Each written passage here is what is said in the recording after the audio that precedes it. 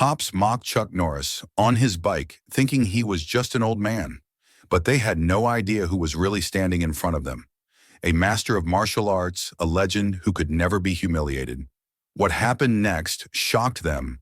Subscribe to the channel and write in the comments where you're watching this video from. The highway stretched before him like a ribbon of molten gold, the setting sun painting the asphalt in warm hues of orange and crimson. Chuck Norris leaned forward slightly on his Harley, the familiar vibration of the engine steady beneath him, the rumble like a heartbeat that matched his own. His leather jacket creaked as the wind pressed against his chest, and for a long, fleeting moment, he felt as though he was weightless, flying across the desert landscape with nothing but sky, road, and silence to keep him company. This was his church, his meditation, the place where the noise of the world fell away, and he could hear his own thoughts with perfect clarity. The horizon glowed with the dying light of day, a spectacle that reminded him of all the years he had seen such sunsets from different corners of the world, some from barren deserts where every shadow carried danger, others from tournament arenas where his every move had been watched by thousands of eyes. Now, decades later, the sight was still the same, the sun bowing out of the sky, leaving him alone with his thoughts and the hum of the road. The Harley purred like a trusted companion, its chrome reflecting slivers of red and violet. He had taken care of this machine as carefully as he had honed his own body and skills. Discipline was something you did not shed when you left the dojo or the battlefield. It was a way of life, a rhythm that never abandoned you. He breathed in deeply, the desert air carrying the faint scent of sagebrush and dust. Every ride was a return to himself. There had been years when he had been called many things: soldier, fighter, actor, teacher. But here on the open road, stripped of all titles, he was simply Chuck, a man on his motorcycle, a soul in search of peace. The handlebars vibrated gently under his grip, steady and true, the way they always did when he let the machine speak to him through the road. He thought of his mentors, the masters of karate and judo, who had taught him long ago that stillness was as vital as speed, that strength without control was weakness. He could almost hear their voices echoing in his memory, blending with the rhythm of the wind. A hawk wheeled overhead, its cries sharp as it circled in the fading light. And for a moment Chuck let his eyes follow it, understanding the kinship of flight and freedom. The highway was empty, stretching through miles of desert scrub and jagged rock, and he knew that every mile was a gift. Out here, he wasn't a celebrity, wasn't a face on a poster or a name in a headline. Out here, he was just another rider, and the road did not care who he was or what he had done. It demanded only respect, and in return it gave back a rare kind of serenity. His thoughts drifted back, as they often did on these long rides, to the battles that had shaped him.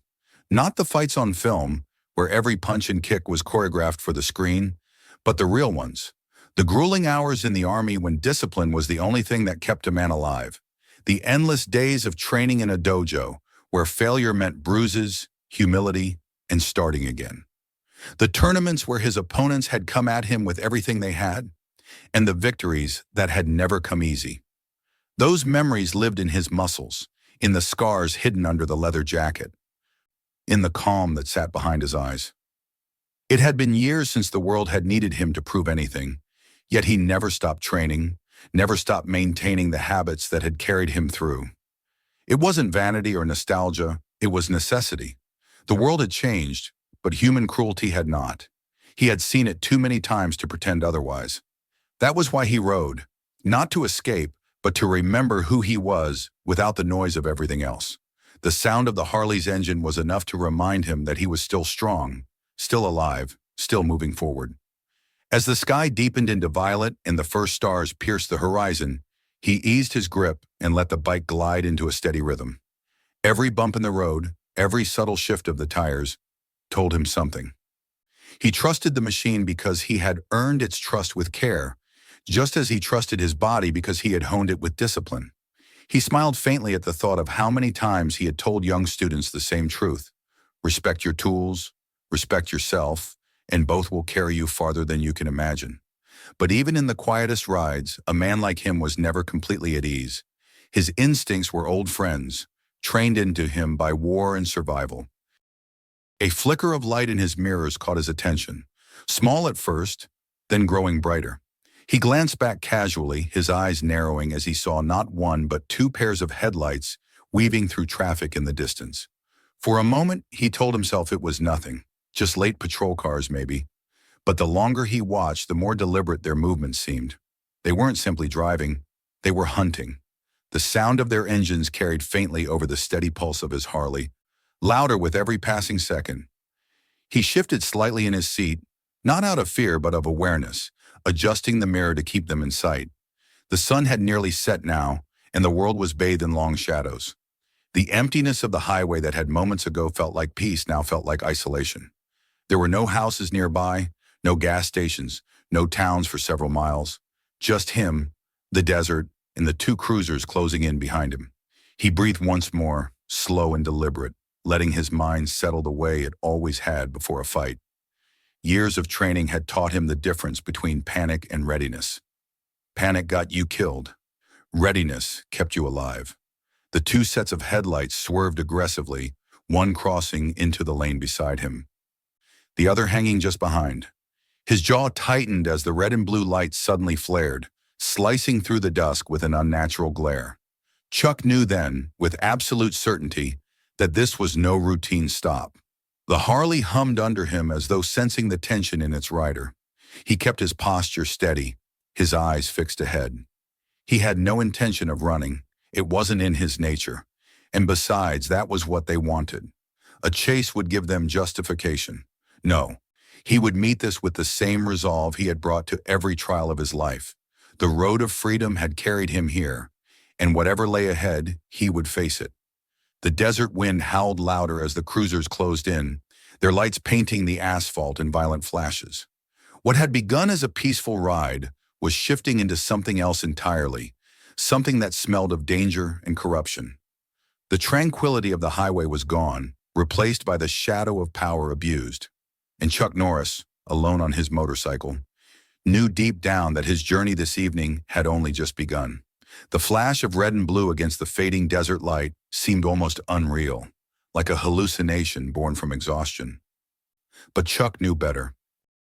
He felt the vibration of the Harley steady under him, the machine alive, waiting for his next move. Yet the two police cruisers made their intentions clear with every aggressive swerve.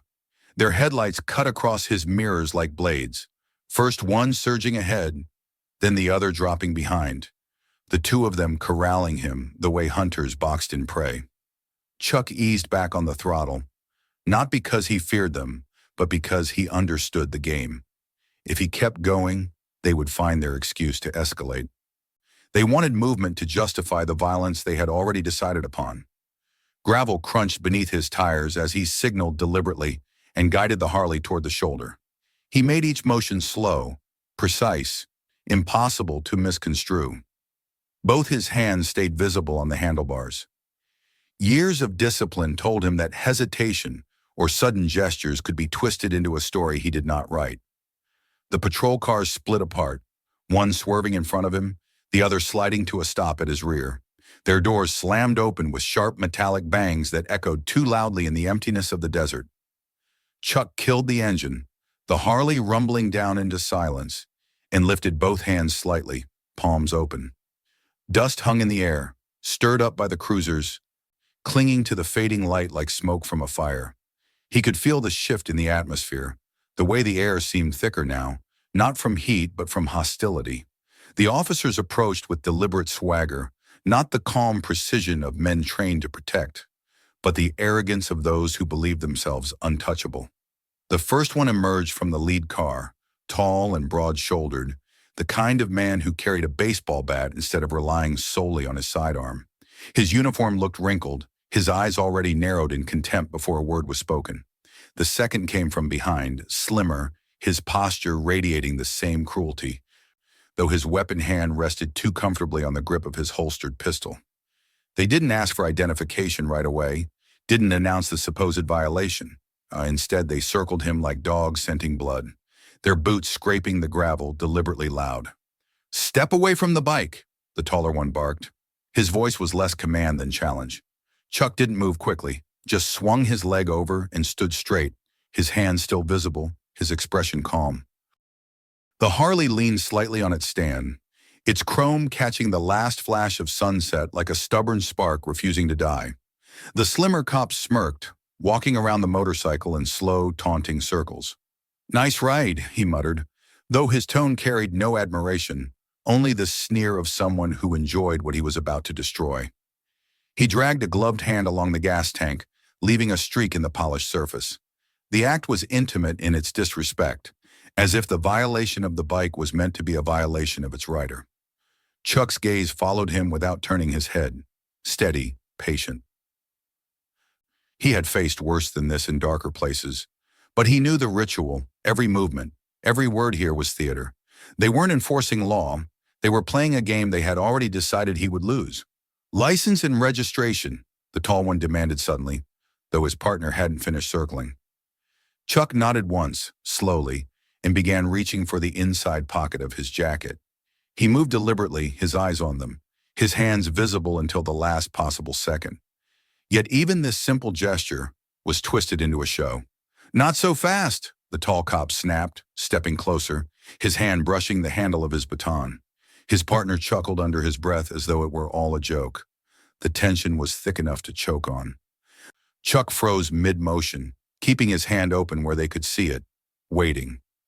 He had been in situations like this before, not with uniforms and badges, but with rifles and sand underfoot, surrounded by men who wanted him to flinch so they could justify pulling the trigger.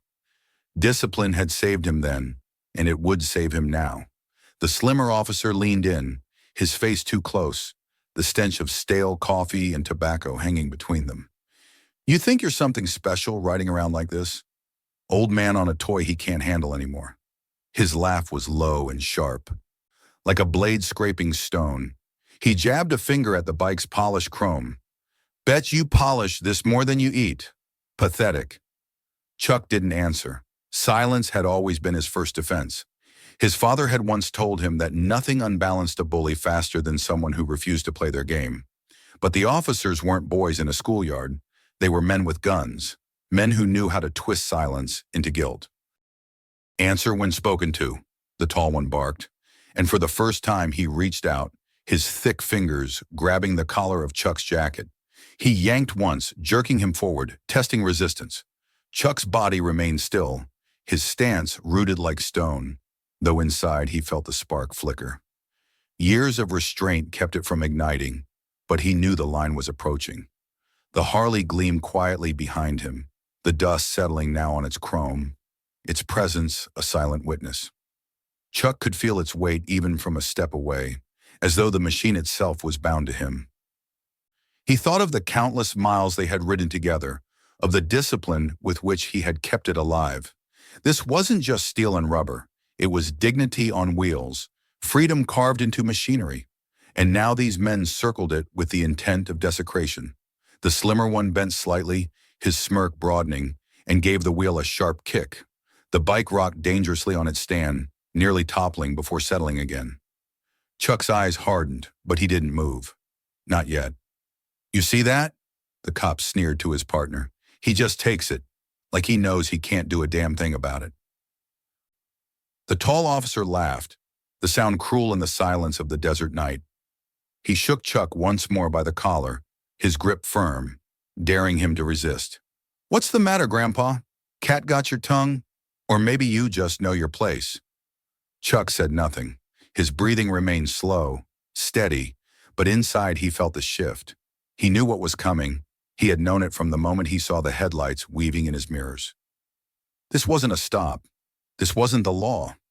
This was theater, and the act was only just beginning.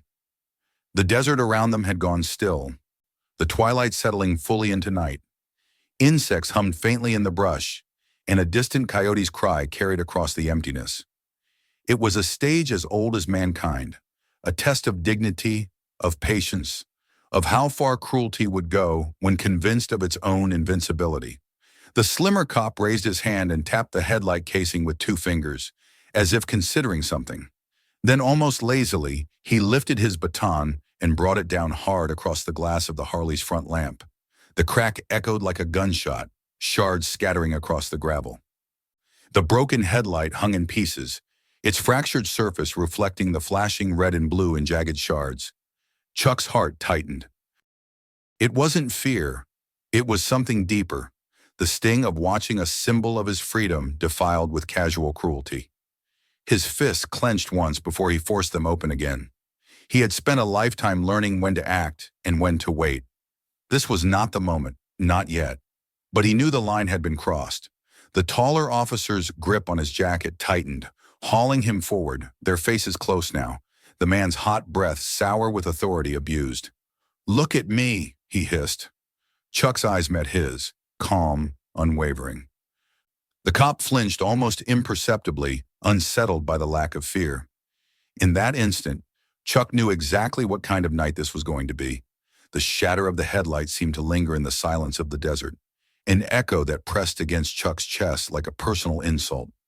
He did not move, though every muscle in his body had tightened.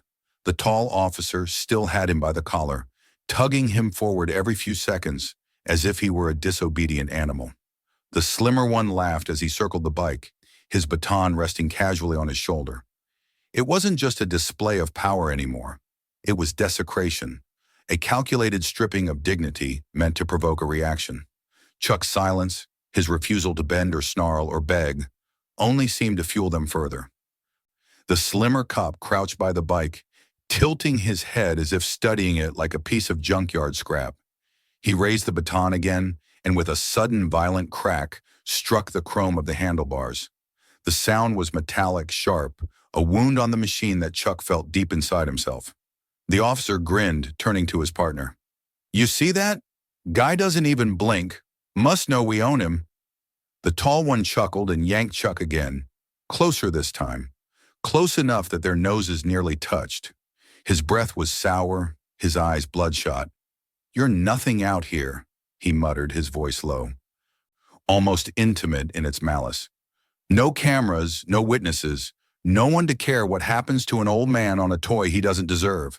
His hand twisted harder in the collar, the pressure biting into Chuck's neck. The Harley groaned slightly as the slimmer officer shoved at it, testing its balance, making it rock precariously on its stand. Chuck's fist flexed once, then opened again. The discipline of years, of every fight he had fought both in body and spirit, held him in check. He could feel the rage like fire under his skin, but he forced it back. His master's voices came to him. Control is strength, reaction is weakness.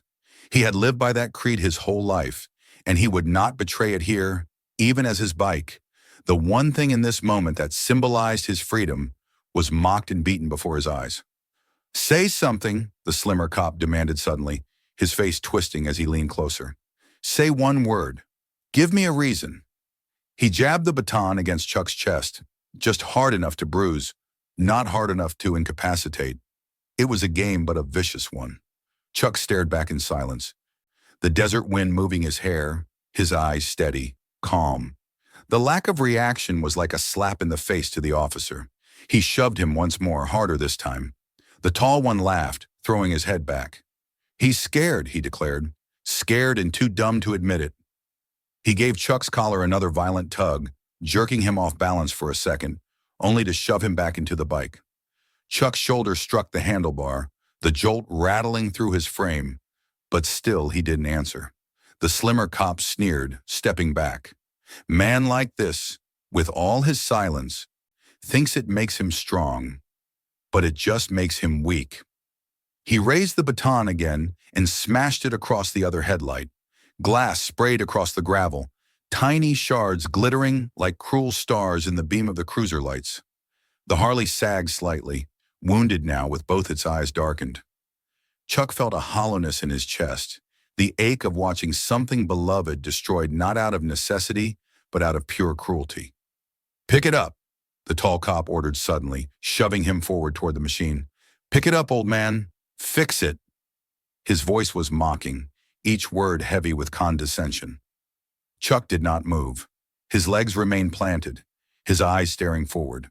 The officer shoved him again, harder, the movement violent. "I said pick it up," he barked, his voice echoing across the desert emptiness. Chuck's silence infuriated him. The officer's fist shot out suddenly, striking Chuck across the chest. Not a hard punch, but a measured blow, meant to remind him of control. "You don't make the rules here. We do." The slimmer cop leaned against the bike now, one boot up on the footrest, rocking it deliberately, his grin wide. "What's the matter, old man? Cat got your tongue? Or maybe you know if you talk, it only gets worse." He tapped the gas tank with his baton, each hollow thump echoing like a drumbeat of degradation. "This bike ain't yours anymore. Out here, it's ours." Chuck's jaw clenched, but his voice did not come. His breathing was measured, slow, deliberate. Inside, the fire grew. He remembered the lessons of his past. Vietnam jungles, dusty dojos, years of facing down men who believed violence was the only truth. He remembered the faces of those who had tried to break him before, and how none of them had succeeded. These men were not new. They were echoes of a cruelty that had always existed. But the discipline remained the same. Endure, wait, and choose the right moment. The tall officer shoved him again, this time both hands on his chest, forcing him back against the bike. The machine wobbled dangerously under the combined force of both men's actions. The metal groaned, and Chuck's back pressed into the cold chrome. His silence was becoming its own weapon, though the officers didn't understand it. To them, it was weakness. To him, it was strength. But strength unacknowledged only fed their appetite for humiliation. "Look at him," the slimmer one jeered. "Not even worth the effort. He's already broken." He leaned in close, his face a mask of mockery, his teeth bared. "That right, old man. You're broken, aren't you?" Chuck's eyes did not move, but the fire inside his chest burned hotter. He could feel the edge of it now, the moment when patience becomes resistance, when silence becomes defiance. But not yet. He held it back, his body calm, though his soul was a furnace. The officers laughed together, the sound harsh in the desert night. They believed they had stripped him of his dignity. They believed his silence was surrender. They believed the broken glass at his feet and the trembling motorcycle beside him were victories. They were wrong. The night pressed closer, heavy with tension, and Chuck knew the spark had been lit. The next move would not be theirs. It would be his. The desert night was thick with silence, broken only by the hiss of cooling engines and the faint metallic groan of the Harley as it rocked on its stand. The broken headlights glinted like shards of a fallen star, scattering the flashing red and blue light in jagged, uneven patterns across the gravel. Chuck stood still, his chest rising and falling with deliberate calm, his eyes unblinking as they fixed on the men who hovered around him like predators circling their prey. The tall officer's hand still gripped his collar, knuckles white from the strain, while the slimmer one leaned casually against the motorcycle, tapping his baton against the chrome as though it were a toy he had just stolen. Every insult, every shove, every deliberate act of destruction had been calculated to break him, to strip away dignity until only humiliation remained. They thought his silence was defeat, that his refusal to snap or curse or plead was proof they had crushed him, but they didn't see the truth. Silence wasn't surrender. It was focus. It was breath before the strike, the stillness of the coiled spring waiting to release. Chuck had lived his whole life by the rhythm of patience and power. He had endured the fire of war, the brutality of combat, the endless grind of training that broke weaker men. These officers were not the first to try to crush him. They were only the latest in a long line of men who mistook discipline for weakness. The tall officer sneered, leaning closer, his breath sour against Chuck's cheek. "Still nothing? Not even a word? Maybe you need some encouragement." His free hand dropped to the baton at his hip, pulling it free with a sharp snap. He raised it high, the weapon catching the strobing lights, and brought it down toward Chuck's shoulder with cruel intent. It never landed. With a movement faster than the officer's eyes could track, Chuck twisted his body. His left hand shot up, gripping the man's wrist in an iron hold, halting the downward strike midair. In the same instant, his right hand slammed upward, a precise strike to the underside of the officer's elbow, forcing the joint to lock painfully. The baton slipped from numb fingers and clattered to the gravel. The tall man let out a grunt of shock, his face contorting in disbelief as he realized the old man in front of him wasn't fragile, wasn't broken. He was something else entirely. Chuck didn't hesitate. Using the officer's own momentum, he pivoted, pulling the man forward and off balance, and with a simple twist of his hips, executed a perfect judo throw. The tall cop's body arced through the air before crashing onto the gravel with a heavy thud, dust exploding around him. He rolled, coughing, stunned by the sudden reversal. The slimmer officer reacted instantly, shoving himself off the motorcycle and lunging forward, baton raised. His movements were clumsy compared to Chuck's, fast but untrained, wild with anger instead of discipline. Chuck sidestepped with the grace of a man who had spent decades mastering the dance of combat. The baton sliced through empty air, where his head had been, and before the officer could recover, Chuck's elbow struck hard into his ribs. The man gasped, the air driven from his lungs, and staggered sideways. The fight had shifted. The officers, who only moments ago had been so sure of their control, now scrambled with the sudden awareness that they were not the predators. Their arrogance faltered, replaced by the primal fear that comes when power slips from your grasp. The tall officer scrambled to his feet, fury written across his face, his hand going for the holstered gun at his hip. But Chuck was already moving. His foot lashed out in a precise kick, striking the man's wrist just as his fingers touched the weapon. The gun flew free, skidding across the gravel into the shadows. Chuck followed through, stepping in close, his palm snapping upward into the man's chin. The officer's head snapped back, his body reeling, and he collapsed once more to the ground, stunned and dazed. The slimmer cop recovered his breath and came again, this time with a roar of rage. He charged blindly, swinging the baton in a wide arc. Chuck ducked under the swing, his body flowing smoothly with the motion, and in the same breath struck with an open hand to the man's chest. The impact sent him stumbling backward, his feet tangling in the gravel until he crashed against the cruiser, the baton slipping from his fingers. Chuck stood tall now, his chest steady, his eyes cold. The officers, gasping, disoriented, looked at him with dawning realization. This wasn't the broken old man they had imagined. This was Chuck Norris, the fighter who had stood in arenas against champions, the soldier who had survived the crucible of combat, the man who had dedicated his life to mastering not only the body, but the spirit. He had let them play their cruel game because he had chosen patience. But patience had its limits, and they had crossed them. The tall officer groaned, trying to push himself to his knees. You can't, he stammered, his voice hoarse with pain and disbelief. Chuck's voice was calm, low, a rumble that carried more weight than a shout ever could. I warned you. The slimmer cop, clutching his chest, tried to muster another attack, but his movements were hesitant now, laced with fear. He lunged weakly, and Chuck caught his wrist, twisting it with surgical precision until the man dropped to his knees with a cry. Chuck released him with a shove, sending him sprawling to the ground beside his partner. Both men writhed in the dust, stripped of their arrogance, their uniforms nothing more than costumes hiding weakness. For a long moment, the only sounds were the ragged breaths of the officers and the faint hum of insects in the desert night. Chuck stood over them, his stance relaxed but ready, his breathing steady as if the exchange had cost him nothing. The discipline of a lifetime radiated from him, every movement calculated, every strike precise. He hadn't lashed out in anger. He hadn't lost control. He had simply acted when the moment was right.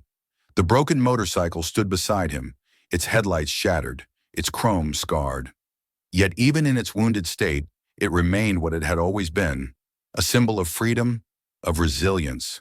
Chuck placed a hand lightly on the handlebars, steadying it, and for a moment he allowed himself a small breath of quiet satisfaction. He hadn't fought for revenge or pride. He had fought because dignity demanded it, because no man had the right to strip another of his humanity.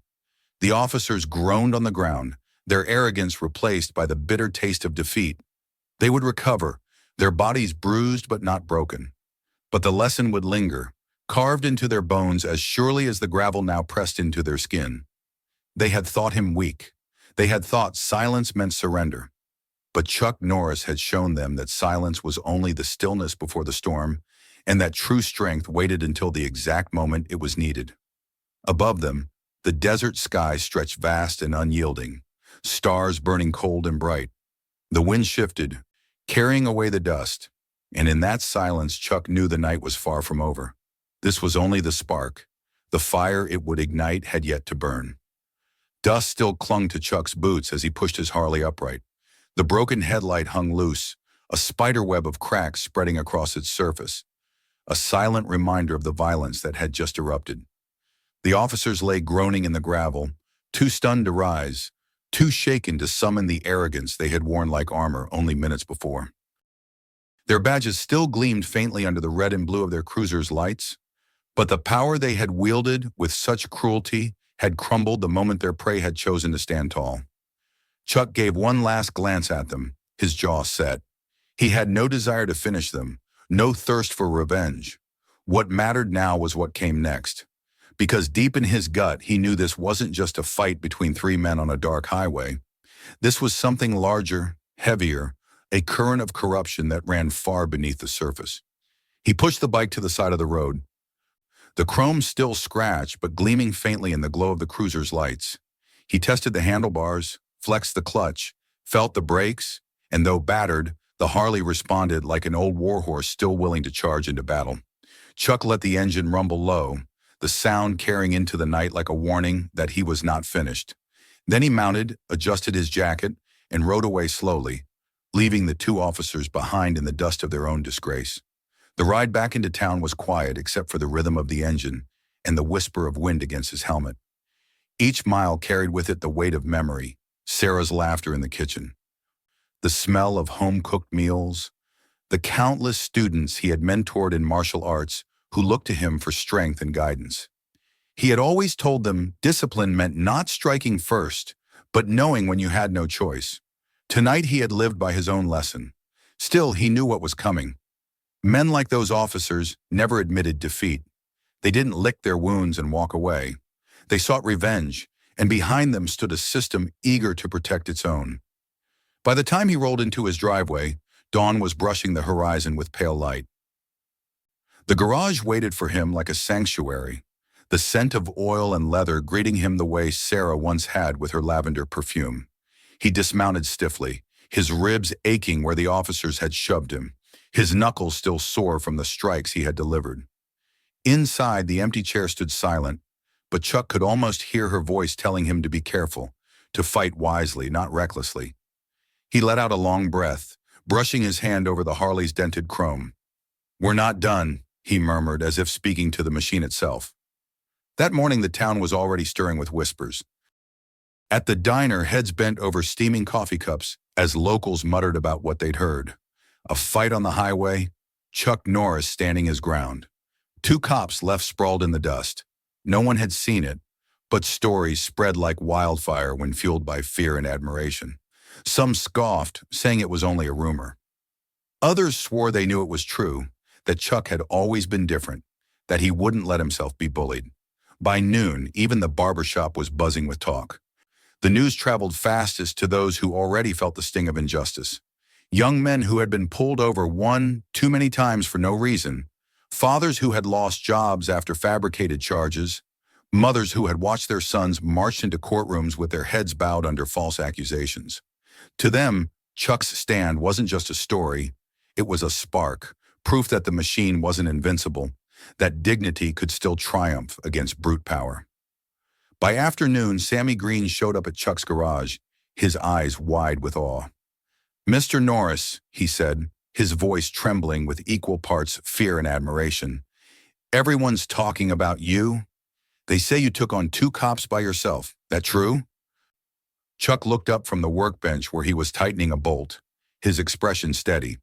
"People say a lot of things, Sammy. What matters is standing your ground when it counts. Doesn't mean you go looking for fights. It means when the moment comes, you don't bow your head." Sammy nodded eagerly, soaking up every word. The boy's admiration was clear, but so was the weight of what it meant. The next generation was watching, learning. Chuck knew the danger. The system would not let him walk away unscathed, not when his defiance had already begun to echo through the community. That evening, the first signs of retaliation arrived. Chuck opened his mailbox to find it stuffed with anonymous letters. Some were crude threats scrawled in capital letters. Others whispered promises of accidents that would happen if he didn't learn his place. A rock shattered the garage window not long after, a warning carried by faceless cowards who vanished before he could step outside. Alone in the garage, Chuck sat in the dim glow of a single bulb, the broken glass glittering on the floor around him. He wasn't afraid for himself. Fear had long ago been burned out of him in the fires of combat and hardship. But Alana, his daughter, still lived in this town, still walked its streets. And Sammy, and all the boys who came to learn from him. They were vulnerable.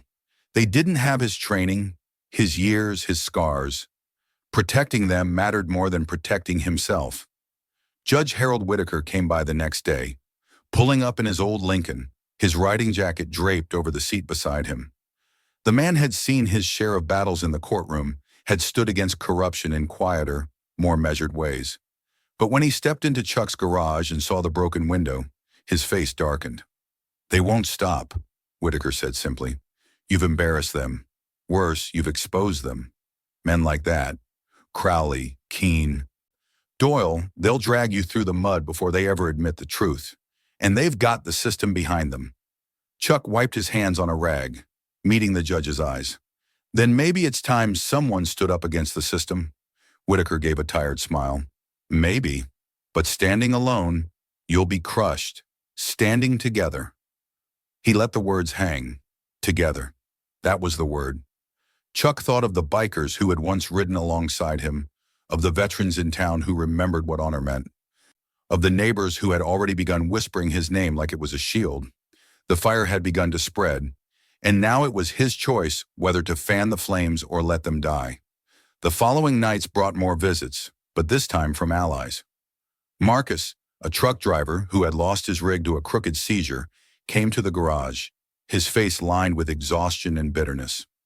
Sarah Williams, a mother whose car had been confiscated after planted drugs ruined her life, arrived with her children in tow.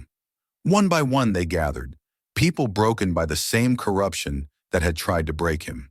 They didn't want revenge. They wanted dignity back. Chuck listened to every story, his jaw tightening, his chest heavy with the burden of their pain. When they finished, he spoke plainly. "They tried to make an example out of me, but what they showed instead is that they're afraid of the truth. If we stand together, we can show them they can't silence all of us." The words settled into the garage like iron, and he saw it in their faces, the fear shifting into resolve, the despair hardening into purpose. Outside, the wind carried the faint sound of motorcycles rumbling in the distance, a reminder that freedom didn't belong to those who wore badges or sat behind desks, but to those who refused to kneel. Chuck knew the days ahead would be darker, more dangerous. Retaliation would come harder, sharper. But he also knew that once a fire started, it was almost impossible to smother. The town didn't know it yet, but the balance of power had begun to shift. Two cops on a highway had thought they could break one man. Instead, they had awakened something far larger. The fire was spreading, and Chuck Norris was ready to let it burn. The garage still smelled faintly of oil and leather polish when Chuck leaned back from his Harley, wiping a smear of grease across his sleeve. The machine gleamed despite the scratches and dents that marred its chrome, battle scars of a night that had already begun to feel half like a dream. Yet every time he flexed his knuckles or drew a breath too deep into his bruised ribs, he remembered. The highway hadn't been just another stop, another humiliation. It had been a line drawn in the dust. He had crossed it, and so had they. The fire had started there, and in the days since, it had only grown hotter. The threats had not stopped. Anonymous letters still found their way into his mailbox, each one more venomous than the last. His phone rang with numbers he didn't recognize, voices hissing warnings before slamming the line dead. Twice, cars slowed outside his house late at night, headlights sweeping across the front windows like searchlights before fading into the distance. But the fear those gestures were meant to stoke had lost its grip. Fear had been replaced by resolve, by the steady drumbeat of people showing up at his door, not with threats, but with stories and scars of their own. By now, the gatherings in Chuck's garage had grown too large for the space. Men and women who had once avoided each other out of pride or shame now sat shoulder to shoulder on upturned crates and workbenches, united by shared wounds.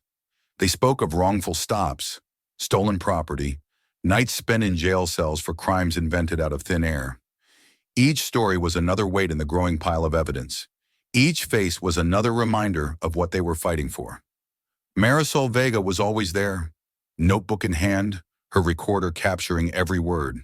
Her voice carried fire when she read back the testimonies, her eyes blazing with determination even as the burn scars on her arms spoke of how far the other side was willing to go to keep her silent. She had survived the explosion at the news station and had not backed down. Instead, she worked harder, publishing piece after piece on her underground site, each article spreading like sparks through a dry forest. Judge Whitaker, too, came often, his towering presence filling the garage like a bastion of authority in a world where authority had been corrupted. He sifted through documents, connected dates, linked names, weaving together a tapestry of rot that stretched from the lowest patrol officer to the mayor's gleaming office. What had once been rumor was becoming undeniable. The system was rotten to the core, and now finally it had a spotlight burning down on it. Chuck listened more than he spoke. He wasn't a politician, wasn't a lawyer, wasn't a man given to speeches, but when he did speak, silence always followed. The room leaned in, listening, drawing strength from his quiet certainty. He reminded them that discipline was their shield, not rage, that they needed to stand firm but never reckless, that the fight was for truth, not vengeance. In his calm voice, they heard the steadiness of a man who had faced worse and endured, who knew what it meant to walk into the storm and not flinch. The storm broke at the town hall. It was announced as a meeting for community healing, a chance for Mayor Ridley and Chief Doyle to address concerns about policing. The banners outside promised unity and reform, the kind of hollow words politicians reach for when the ground beneath them began to crack. But Chuck and his allies knew better. This was no olive branch. It was a stage, a carefully prepared performance meant to soothe the public and bury the truth beneath platitudes. They decided to go anyway, not as spectators, but as witnesses, ready to pull aside the curtain. The auditorium filled quickly, the air heavy with tension. Uniformed officers lined the walls, their eyes sweeping the crowd with suspicion. Cameras crowded the back rows, reporters murmuring among themselves, unsure if this would be another empty speech or something more. Ridley took the stage first, immaculate in his tailored suit, his smile polished but strained. Doyle sat close by, his posture rigid, his eyes like stone. They spoke of progress, of the few bad apples who had been dealt with, of new training programs that would ensure fairness. Applause came from planted hands, scattered and hollow. Then Chuck stood. The murmur that spread through the hall was immediate. People craned their necks, whispers rippling like wind through dry grass. The man from the highway, the fighter, the one they couldn't break. He stepped into the aisle, his leather vest worn but clean, his posture unbowed. Whitaker was at his side, Marisol a few steps away with her press badge visible on her blazer. "I've got a question," Chuck said, his voice carrying steady and strong across the rows.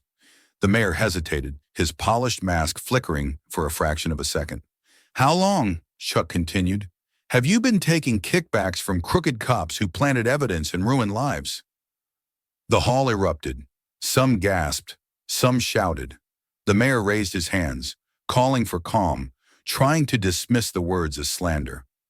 But Marisol was already moving, slipping toward the press booth with her laptop. Within seconds, the giant screen behind the stage flickered to life. The first video appeared. Grainy dash cam footage recovered from Crowley and Keene's secret storage. It showed Crowley slipping a bag of powder under a teenager's seat, his voice caught on audio bragging about an easy bust. The boys' cries filled the hall. Gasps turned into shouts. More footage rolled, one after another, each one darker than the last. Keene, laughing as he counted, seized cash. Doyle's voice giving instructions on which judges to bring cases before. Even Ridley himself, caught in a grainy office recording, pocketing envelopes thick with cash. The truth filled every corner of the auditorium, undeniable, irrefutable. The officers at the wall shifted uneasily. Some reached for radios, others froze, caught between orders and the tidal wave of truth that threatened to sweep them away. The crowd shouted louder, anger breaking free like a dam. Doyle shot to his feet, his voice booming through the mic. "Cut the feed! Arrest them!" Crowley and Keene burst through the side doors, flanked by officers in riot gear. They moved toward Chuck with clubs raised. But before they could reach him, bikers rose from the crowd, veterans stood from their seats, and townspeople who had once bowed their heads now stood tall, phones raised, voices shouting, bodies pressing forward. A wall of ordinary people refusing to give ground. The first officer lunged, baton swinging. Chuck blocked it with his forearm, the crack of wood on bone echoing through the hall, and countered with a strike that sent the man sprawling. Crowley rushed him, rage twisting his face, but Chuck met him head-on. They grappled, fists flying, each strike cheered by the crowd. Keene tried to circle behind, but Whitaker intercepted, his booming voice commanding the officers to stand down, even as his cane struck with surprising force. The chaos grew until the back doors slammed open. Men in dark jackets stormed in, their chests emblazoned with the letters FBI. "Federal agents!" one shouted. "Everyone freeze!" The hall erupted in shock. The agents spread quickly, weapons drawn, orders barked. Crowley froze mid-strike, eyes wide. Keene tried to flee but was tackled by angry citizens and handed over to the feds. Doyle was surrounded, his face pale for the first time. Ridley stammered, sweat running down his temples as his carefully built empire crumbled around him. Chuck stood breathing hard, his fists bloodied, his ribs screaming, but his spirit unshaken. He looked out at the crowd, neighbors, bikers, students, families, and saw what they had become. Not broken, not bowed, but united. The fire that had begun on a lonely highway now burned openly, cleansing the rot, lighting the way. As Doyle and Ridley were led away in cuffs, as Crowley spat curses and Keene begged for mercy, the chant began. Low at first, then swelling until it filled the hall. Justice for all, justice for all. Chuck wiped the blood from his lip and allowed himself a small, weary smile. It wasn't over. Corruption would not vanish in a single night, but the lie had been broken. The truth had been seen, and the people had found their voice. Later, back in his garage, he sat once more with his Harley, polishing the chrome as Sammy watched with wide eyes. Outside, the town buzzed with new energy, the weight of fear lifting at last. Chuck's knuckles were raw, his body battered, but his heart was steady. The fire he had helped ignite would burn long after his bruises faded. He looked at Sammy, then at the row of kids who had gathered to watch him work, and said quietly, "Respect the machine. Respect yourself. That's how we ride free." The boy nodded, eyes shining, and for the first time in years, Chuck felt the road ahead open wide, not just for him, but for everyone who had stood with him. The reckoning had come, and freedom rode beside it. Don't forget to hit that subscribe button so you never miss the next story. Check out the other videos waiting for you on the channel, each one more shocking than the last. And share this video with your friends so they can see the truth for themselves.